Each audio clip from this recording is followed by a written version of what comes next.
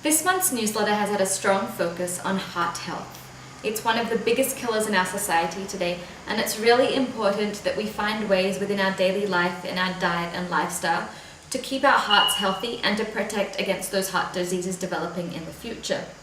So I'll be showing you a simple recipe. It's a pumpkin and spinach curry. The two main ingredients of this dish are not in fact the vegetables, but the spices that are used, because they're very, very important in protecting ourselves against developing heart disease in the future and just ensuring that we have a healthy heart. So the first ingredient, is fenugreek seeds. Now fenugreek seeds work in two ways on lowering your cholesterol. That's why they're very important in having a healthy heart. They reduce the cholesterol absorption in the intestine and also alter the cholesterol production in the liver. The second ingredient that we'll be using today is freshly grated ginger. Now we all know ginger as being very important at igniting our digestive fire and being really good at kindling our digestion. What some of us may also not know is that ginger is equally important for your heart because it works on preventing blood clots and also improving the circulation throughout the body. So with these two powerful ingredients, these superfoods in mind, let's begin and I'll show you how to make this simple pumpkin and spinach curry.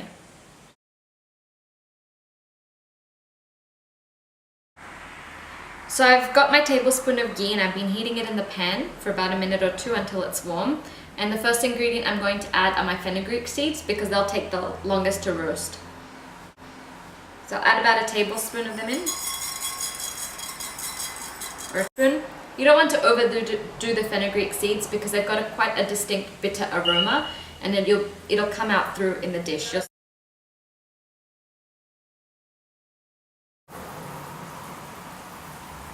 Okay, so now you can see and also hear the fenugreek start to sizzle away. They're cooking nicely. So once these have cooked, we add our freshly grated ginger.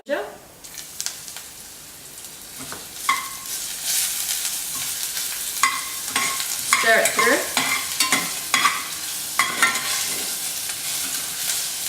And then the last ingredient we add is our asafoetida powder or hing. We add this last because it takes very little time to cook through. And then once all three of these spices have been cooking, just for about 30 seconds to a minute, we'll add our pumpkin.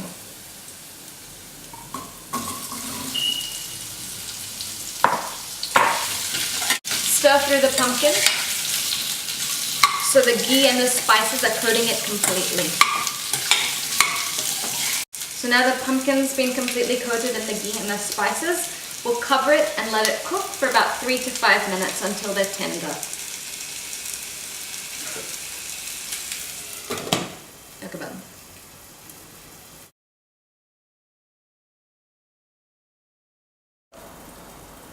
So now the pumpkin's being cooked through, they're nice and tender, the pieces.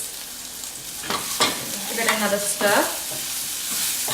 Then we'll add the final two ingredients, salt and spinach leaves. So I'll add a little bit of Himalayan sea salt, and then I'll add the spinach leaves. Now it looks like a big bowl of spinach leaves, but as soon as you add it in the pan and just cover it for about 30 seconds, it'll cook down into maybe a quarter or a third of its quantity, even less. And I've used baby spinach leaves here because they're fresher and they're more in season at this time than normal spinach leaves. Either one is fine. So just put it in the pan and I'll cover it for about 30 seconds because then it's also easier to stir it through with all the pumpkin. And as you can see, it's reduced down to very little quantity. You can take the curry off the flame.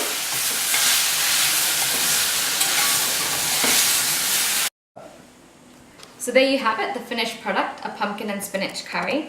Now these ones are great to use as a salad for your lunch in the day. You can even make it the night before in the morning when you're making buckwheat pancakes.